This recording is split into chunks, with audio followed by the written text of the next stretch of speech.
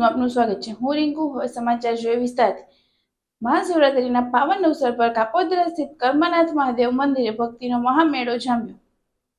સુરતના કાપોદ્રા વિસ્તારમાં આવેલ કર્મનાથ મહાદેવ મંદિરે મહાશિવરાત્રીના પવિત્ર તહેવાર નિમિત્તે વહેલી સવારથી જ ભક્તોની ભારે ભીડ જોવા મળી હતી।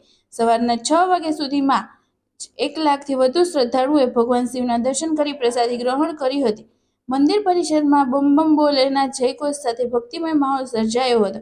મહાશિવરાત્રી નિમિત્તે મંદિરમાં વિશેષ પૂજા અર્ચના, અભિષેક અને પ્રસાદીનું ભવ્ય આયોજન કરવામાં આવ્યું હતું। ભક્તો માટે હજારો લીટર ભાંગ તથા પ્રસાદની વ્યવસ્થા ટ્રસ્ટ દ્વારા કરવામાં આવી હતી, જેને લઈને ભક્તોમાં વિશેષ ઉત્સાહ જોવા મળ્યો હતો। કર્મનાથ મહાદેવ મંદિર છેલ્લા 25 વર્ષથી મહાશિવરાત્રીના દિવસે વિશેષ આકર્ષણનું કેન્દ્ર રહ્યું છે, જ્યાં દર વર્ષે લાખોની સંખ્યામાં શ્રદ્ધાળુઓ ઉમટી પડે છે। આ વર્ષે પણ મોટી સંખ્યામાં ભક્તોએ શ્રદ્ધાભેર દર્શન કરી આશીર્વાદ મેળવ્યા હતા।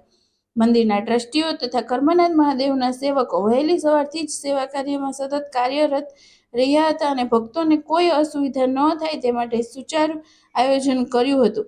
સાથે જ કાપોદ્રા પોલીસ સ્ટેશનના પીઆઈ સાહેબ તથા પોલીસ ટીમ પણ વહેલી સવારથી જ મંદિર ખાતે હાજર રહી સુરક્ષા અને વ્યવસ્થાને ચુસ્ત બનાવી રાખી હતી।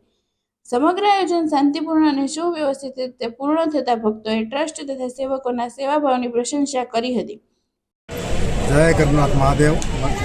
મારું નામ છે જયંતિભાઈ વલ્લભભાઈ રામડિયા। અહીંયા કર્મનાથ મહાદેવમાં ટ્રસ્ટી તરીકે ફરજ બજાવું। આજે શિવરાત્રી છે, તો શું કહેવાય શિવરાત્રિમાં? શિવરાત્રિ સુરતની અંદર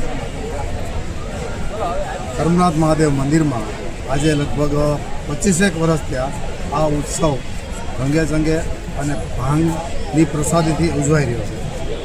લગભગ સાંજ સુધીમાં 1 લાખ વ્યક્તિ આનો પ્રસાદ લે છે અને આ ભાંગ એવી નોર્મલ બનાવી છે કે નાનું બાળક પીવે કે મોટો વયોવૃદ્ધ પીવે, કોઈને કોઈ પ્રોબ્લેમ આવતો નથી। વર્ષોથી આ પરંપરા ચાલુ છે। અંદાજે કેટલા લીટર ભાંગ બનાવવામાં આવે છે? અંદાજે લગભગ 7000 લીટર જેવું। એની અંદર દૂધ આવે, ભાંગ આવે, પછી વરિયાળી આવે, મરી આવે અને ખાંડ આવે। આ બધી વસ્તુનું મિશ્રણ કરી લિક્વિડ કરી અને 7 થી 8000 લીટર જેવું ભાંગનો આખો દિવસનો વિતરણ થશે। કેમેરામેન હિમાંશુ સાથે હર્ષિલ ધોળકિયા, સમય મિત્ર ન્યૂઝ, સુરત।